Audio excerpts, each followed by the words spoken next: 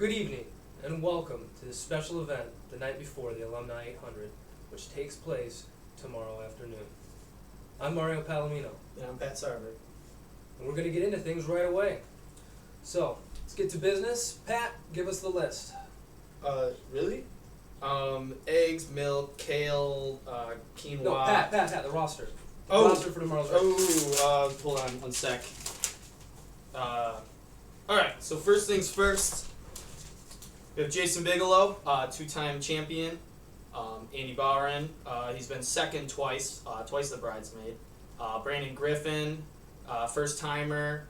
We have Mike Craze, Jeff Decatur. This is CNN First of all, these are all breaking people that news. have possibly confirmed that they're entering. We don't have any official confirmations.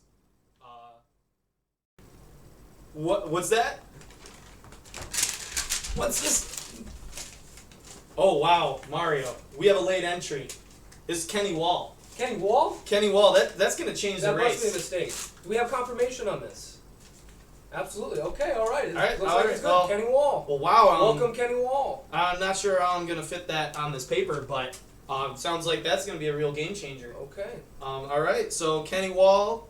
We have Mario Palomino, Pat Sarver, Bradley McDonald, who has declared himself a guaranteed 245 tomorrow. All right, Pat, now that we know the roster, who do you think has the best chance at being the overall winner this year? Well, that's a tough question, but if you think about it, it really is the easiest question. Jason Bigelow has finished first twice. He's had the fastest time 2 times in a row. You really got to think he's the favorite for this year.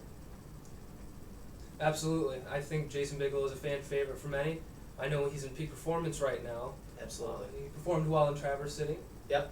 So we I have a saw lot that. to expect from Jason Bigelow. Now, how about Andy Bowren? I think he's gotten second place in the last 2 years that we've done this. Each time, does he have a chance this year, Pat? You know, it's good that you mentioned him.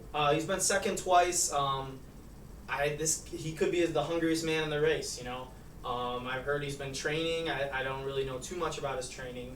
I don't know if you could shed some light on Yeah, that. I've heard he has a unique style. He trains with canines. Canines. Not humans. Most people You run know- with friends. He runs with animals. You know, actually, funny. That's a good way to train. Dogs like to run in packs often. You know, one of the things about dogs, stray dogs especially, is they like to run in packs.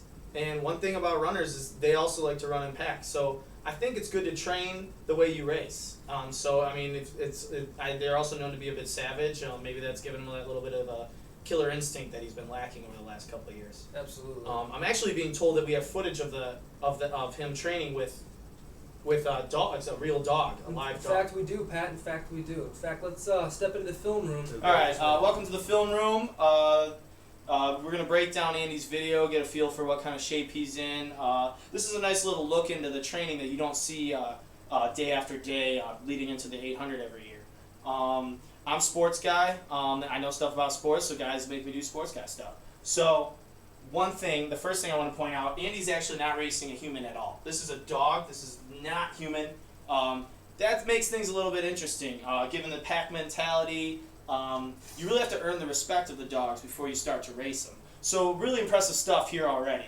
So let's take it into the race here. As you can see, they're starting a little slow, probably setting up the rules and stuff, talking it over. It looks like the dog isn't kind of ready to take off. Andy's in a good position. Oh, the dog's ready. And as you can see right here, the dog, I want to stop you right here. This particular dog, has probably run a race before. I'm saying that because, really, I want to erase that real quick. He's already attempted to cut off Andy before Andy gets into his full stride. Being that this race is only roughly 100 meters, kind of an arbitrary distance in my opinion. But being that it's only 100 meters, not hitting your full stride kind of really affects your race. So I'm gonna show you a little more here. Let's see how this pans out for Andy. So as you can see right here, real stop. Andy bursts by the competition. He's found a nice slipstream around the dog. The dog's unable to cut him off this time. He gets full stride and he really starts to pull away from the dog. Dog starts to catch up right towards the end. Second they hit the hill, we're going to take that back real fast. And one thing about Andy, and I want everyone to take note of this, he doesn't tend to finish very well. The dog seems to easily coast right by him right at the end here. That's going to be an interesting feature in the race to see whether or not Biggs can capitalize on that in the last 50. And that's all it for Sports Guy. Spectacular training footage we Oh, just yeah. witnessed watching. Good Don't stuff. you think, Pat? Good stuff. Yeah, Mark. absolutely.